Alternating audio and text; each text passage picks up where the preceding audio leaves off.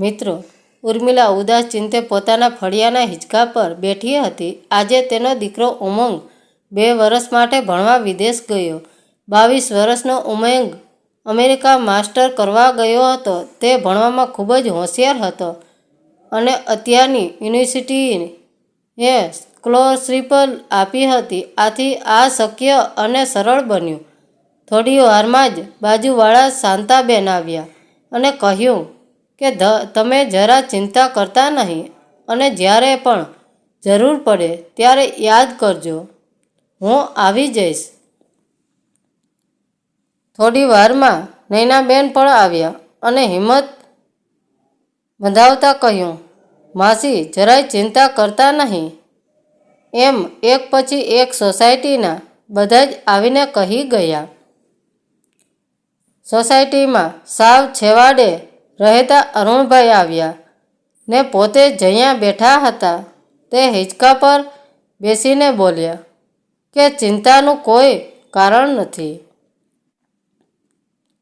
આપણી સોસાયટીમાં બધા જ સજ્જન રહે છે, એટલે ગમે ત્યારે જરૂર પડે ત્યારે કહેજો. દિવસ રાત પણ જોતા નહીં, હું હાજર થઈ જઈશ. તે હિંચકા પર બેઠા ત્યારે જ ઉર્મિલાબેન જરાક સંકોચવશ એક બાજુ ખસી ગયા અને તેમની આંખોમાંથી કંઈક વિચિત્ર ભાવ તેમણે તારવી લીધો અને ઊભા થઈ બોલ્યા, હા ચોક્કસ, અને તમે બધા જ તો મારો પરિવાર છો. આટલા વર્ષોથી તમારા સહારે જ મેં ઉમંગને મોટો કર્યો છે. ચા પીવી છે કે કોફી, એમ કરતાં તે રસોડા તરફ જવા લાગ્યા. અરુણભાઈએ કહ્યું કે અત્યારે તો કંઈ નહીં, પછી નિરાતે કોઈક વાર આવીશ, અને તે પણ ચાલ્યા ગયા. ઉર્મિલાબેન મનોમન વિચાર કરવા લાગ્યા કે બીજા બધા સંજોગોને પહોંચી વળાય, પણ આ એક એવો સંજોગ છે જેમાં મારે એકલા રહેવું એ થોડો ખતરો છે. અને એમાં પણ અહીં બધા જ હવે જાણે છે કે ઉમંગ 2 વર્ષ સુધી આવવાનો નથી. સ્ત્રીને ઈશ્વરે એક એવી આંખ પણ આપી છે કે તે સામેના પુરુષની દાનત તરત કળી જાય. હજી તો આજે જ ઉમંગ ગયો અને આજે જ અનુભવ થયો. ખેર, આગળ ઉપર જોયું જશે, એમ વિચારી અંદર આવ્યા અને તેમણે ઘરનું મુખ્ય દ્વાર બંધ કર્યું અને રસોડા ભણી ચાલ્યા. ઉર્મિલાબેનને ઉમંગ એક જ સંતાન છે અને ઉમંગ સિવાય તેની દુનિયામાં બીજું કોઈ હતું નહીં. તેના પતિ ઉમાકાંતના અવસાનને પાક્કા 10 વર્ષ થઈ ગયા હતા અને ત્યારે ઉમંગ માત્ર 12 વર્ષનો હતો. તેની ઉંમર પણ ત્યારે 35 આસપાસની જ હતી અને તેમને જો લગ્ન કરવા હોત તો કોઈ યોગ્ય પાત્ર પણ મળી જાત, પરંતુ તેમણે એવું ન કર્યું અને ઉમંગને સારી રીતે ઉછેરવામાં જ જિંદગી પૂરી કરવી એવો નિર્ણય કર્યો. આમ આ રીતે ઉમંગ મોટો થતો ગયો અને 6 પછી 7 પછી 8 એમ ધોરણમાં પ્રગતિ કરતો ગયો અને આજે માસ્ટર કરવા વિદેશ પણ પહોંચી ગયો. દિવસ આખો તો કામ અને આડોશ પાડોશ સાથે વીતી જતો, પરંતુ રાત્રે બહુ એકલતા લાગતી. આમ તો આ સોસાયટીમાં રહેવા આવે પણ પાક્કા 20 વર્ષ થઈ ગયા હતા. પોતાના લગ્નની પ્રથમ વર્ષગાંઠને દિવસે આ ઘરનું વાસ્તુ પૂજન કર્યું હતું, એ તેને બરાબર યાદ છે.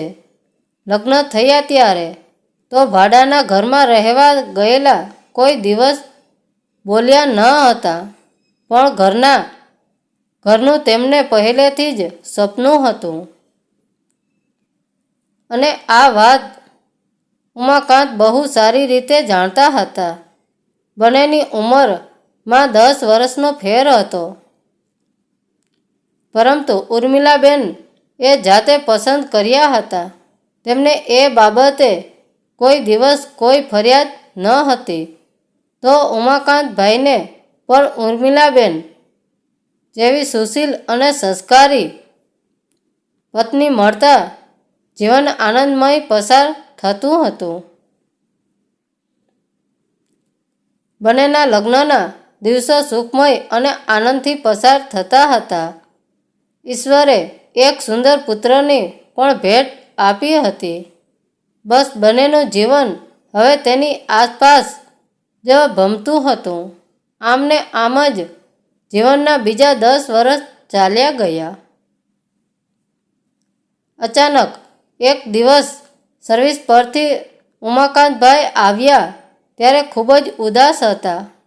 ઉર્મિલાબેનના પૂછવાથી તેમણે પહેલાં વાત ટાળી અને પછી જણાવ્યું કે તેને ઓફિસમાં ચક્કર આવતા તાત્કાલિક દવાખાને જવું પડ્યું અને ડૉક્ટરી તપાસમાં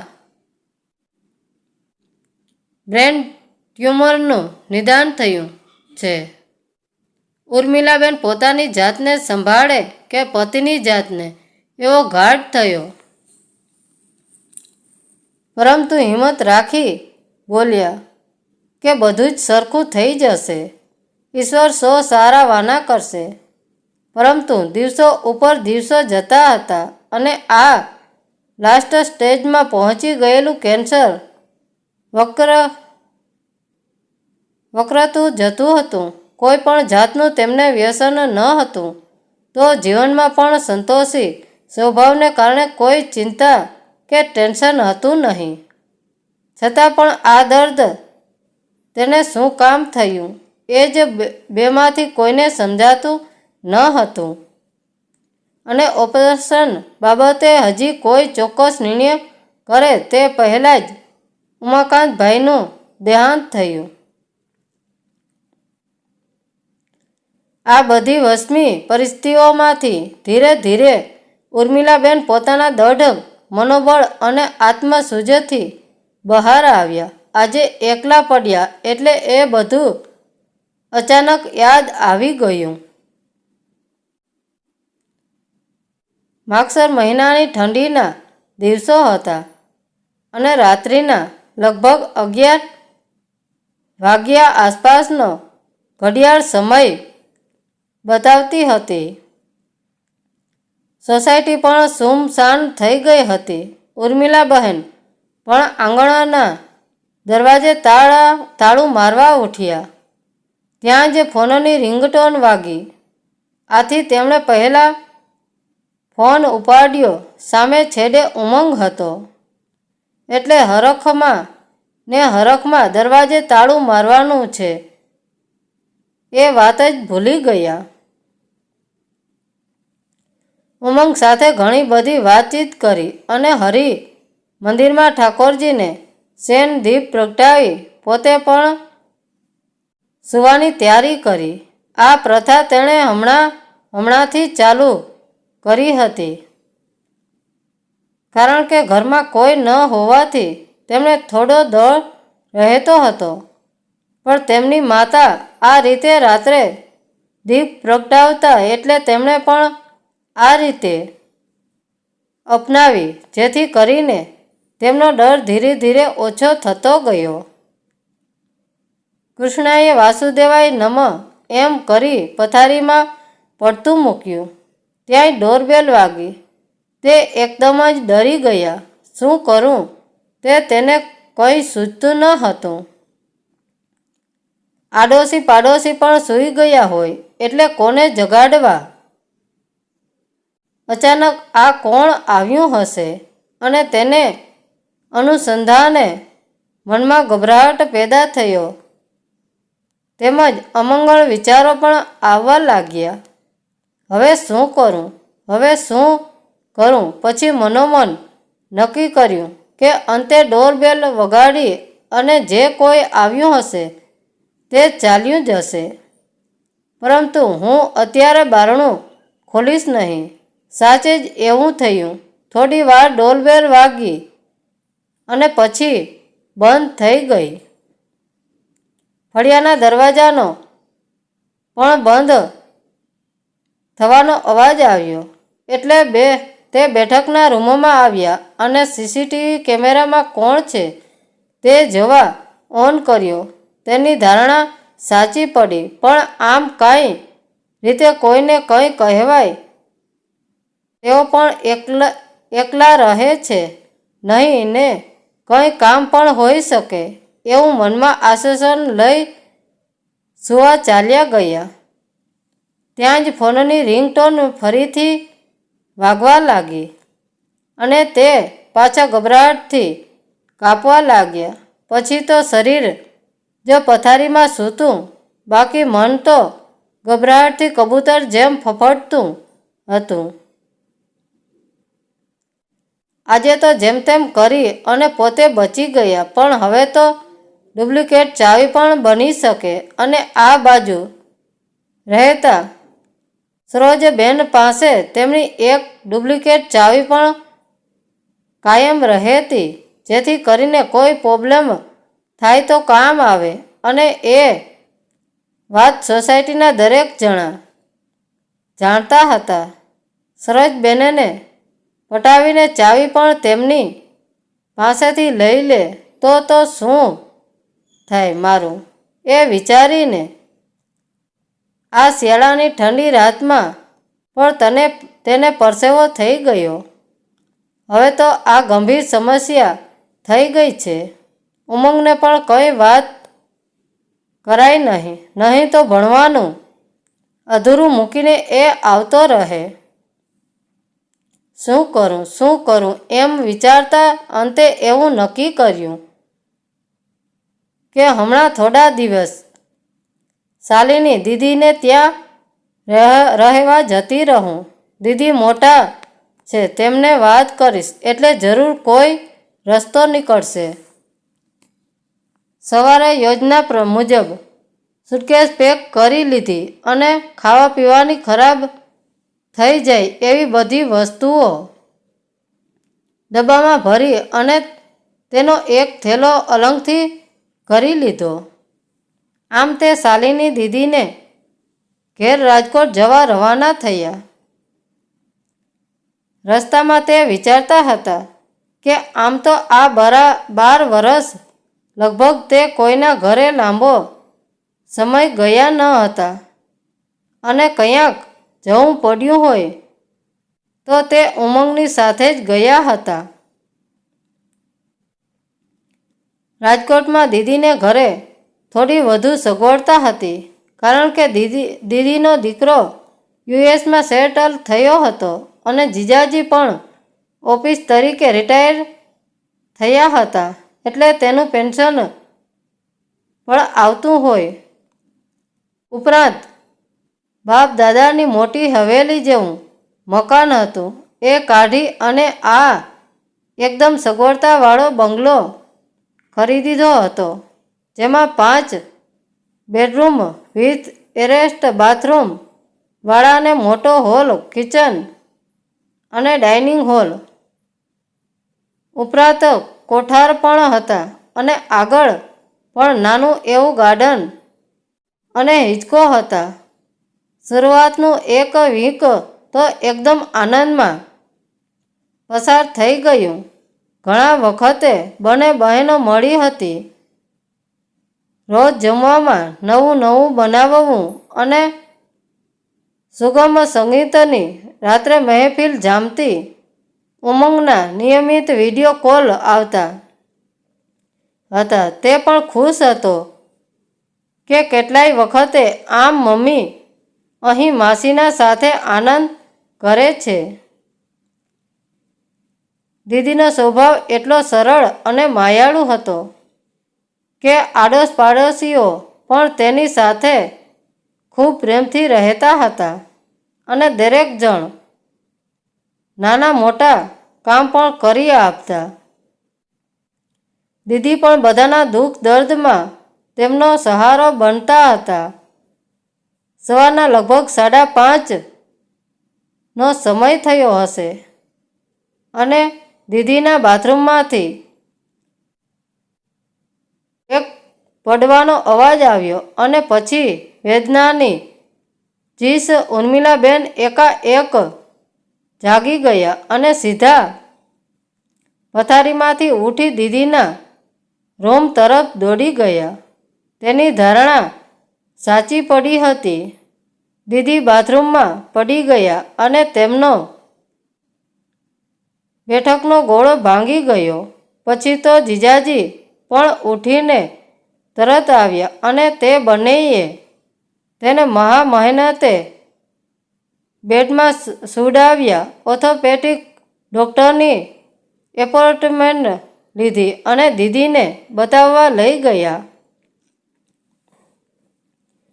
ડૉક્ટરે ઓપરેશન કરવાનું કહ્યું અને ઓપરેશન થઈ પણ ગયું, પરંતુ દીદીને 3 મહિના પહેલાં સારું થાય એમ હતું નહીં. 3 મહિના સુધી કોમ્પ્યુટરમાં બેડ સ્ટ્રેટ કરવાનું ડૉક્ટરે કહ્યું હતું. હવે અહીંથી મારું જવું મુશ્કેલ થયું અને દીદીને આ હાલતમાં મૂકીને જઈ પણ કેમ શકાય? આમ જુઓ તો એમણે જ મને મોટી કરી હતી અને આજ સુધી સાર સંભાળ રાખતા આવ્યા છે. મારે તો ઘરે પણ એકલા જ રહેવાનું છે. એવું કહીને જીજાજીએ પણ આગ્રહ કર્યો કે તમારા રહેવાથી તારી દીદીને સારું લાગશે. આમ પણ એક સ્ત્રીને આવે સમયે સ્ત્રીની જ વધુ જરૂર પડે છે. એટલે અંતે મારું રોકાણ લંબાઈ ગયું. દીદીને રાતમાં કોઈ તકલીફ થાય તો એ હિસાબે રાત્રે હું દીદી સાથે સૂતી અને જીજાજી બીજા રૂમમાં સૂતા હતા. હમણાંથી નજર તે કંઈક ખટકતું હતું અને ઘરે ચાલ્યા જવાનું મન થતું હતું. એક દિવસ હું કિચનમાં કંઈક કરતી હતી અને મને એવો ભાસ થયો કે કોઈ મને જોઈ રહ્યું છે. એક દિવસ એ જ રીતે બાથરૂમમાં નહાતી વખતે પણ લાગ્યું. હવે જીવ મૂંઝાયો. એક રાત્રે હું દીદીના રૂમમાં સૂવા જવાની તૈયારી કરતી હતી અને ફોનનું ચાર્જર લેવા નીચે વળી. ત્યાં કોઈએ એને પાછળથી પકડીને મોઢે હાથ રાખી દીધો અને એણે જોયું તો એ જીજાજી હતા. એની આંખો શસ્તબદ્ધ થઈ ગઈ અને કાપો તો લોહી ના નીકળે એવી સ્થિતિ થઈ ગઈ. પરંતુ એક ઝાટકે જ મગજમાંથી બધા વિચારો કાઢી અને પ્રતિકાર કરવા માટે હાથનો ઝાટકો આપી તેને પાડી દીધા અને ઝડપથી રૂમની બહાર નીકળી ગયા. દીદીના રૂમનું બારણું પણ અંદરથી બંધ કરી દીધું. દીદી આશ્ચર્યથી એની સામે જોયું. કોણ જાણે એ નજરના ભાવ પારખી ગયા હશે કે પછી ખબર નહીં, પરંતુ મૌન રહ્યા. બીજે દિવસે બાજુમાં રહેતા નીલિનીબેનને બોલાવીને આખા દિવસની આયાબેનનું શોધવાનું કહી દીધું. કારણ કે તેમના સાસુને એક્સિડન્ટ થયું ત્યારે એમણે એક આયા રાખી હતી. મને બોલાવી કહ્યું, ઉર્મિલા, તું તારા ઘરે જવાની તૈયારી કરી લે. 4 આંખો આ બેબસી માટે રડતી હતી. બંને બહેનોએ ભેટીને ખૂબ જ રડી લીધું અને બપોરની બસમાં ઉર્મિલાબેન પોતાના ઘરે જવા રવાના થયા. બસમાં પણ તેને આવી નજરોનો સામનો કરવો પડ્યો. ઓચિંતાની ટિકિટ લીધી હોવાથી લેડીઝ સીટ ખાલી ન હતી અને તેને અન્ય પુરુષ મુસાફર સાથે બેસીને આવવું પડ્યું. માંડ પોતાની જાત તે સંભાળી અને તેઓ ઘરે પહોંચ્યા. વળી પાછી ઘર સાથે જોડાયેલી એ ઘટનાથી તેને થોડો ડર લાગ્યો કે વળી રાતે કોઈ આવશે તો. અડોશ પડોશને સોને ખબર પડતા જ તરત બધા આવીને મળી ગયા. બાજુમાં જ રહેતા શાંતાબેન હમણાં એકલા હતા. આથી ઉર્મિલાબેન એ કચવાતા તેને રાત્રે સૂવા આવવાનું કહ્યું અને તે માની ગયા કે બંને સહેલીઓને મજા આવશે. પરંતુ ઉર્મિલાબેન જાણતા હતા કે આ સમસ્યાનો આ કોઈ કાયમી ઉકેલ નથી, માટે મારે જ કંઈક કરવું પડશે.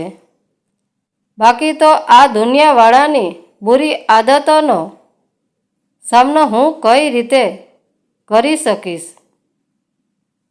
એ બધું સહનારાઓ સામે આ મારું ભોળપણ કામ નહીં આવે. પહેલાં તેણે વિચાર્યું કે એક સિક્યુરિટી ગાર્ડ રાખી દે, પણ પછી તેને થયું કે અંતે તો એ પણ પુરુષ જ, એટલે તેણે સોસાયટીમાં એવી વાત ફેલાવી કે પોતે 1 મહિનો રાજકોટમાં કરાટે ટ્રેનિંગ લીધી અને અહીં પણ આવે તે ચાલુ રાખવાના છે. આશરે 6 મહિના સુધી તેને સેલ્ફ ડિફેન્સના ક્લાસ કર્યા, પણ ખરા. જાદુ થયું હોય તેમ હવે રાત્રે વાગતી પેલી ડોરબેલ કે જાળીનો અવાજ ને ફોનની રિંગટોન બધું જ બંધ થઈ ગયું. હવે તો ઉમંગ પણ પોતાના ભણવાનું પૂરું કરીને આવવાનો હતો. આવીને પોતાની માનું આ સ્વરૂપ જોયું અને તે ખરેખર ખૂબ જ રાજી થયો. તેને ત્યાં પણ એક કંપનીમાં જોબ ઓફર થઈ હતી અને અહીં પણ સારા પેકેજથી જોબ મળતી હતી. એટલે તેણે પોતાની મા માટે થઈને અહીં જ સર્વિસ સ્વીકારી લીધી. હવે તો બંને જણા આનંદ કરે છે. મિત્રો, વાર્તા કેવી લાગી? સારી લાગી હોય તો લાઈક અને સબસ્ક્રાઈબ જરૂર કરજો. ધન્યવાદ મિત્રો.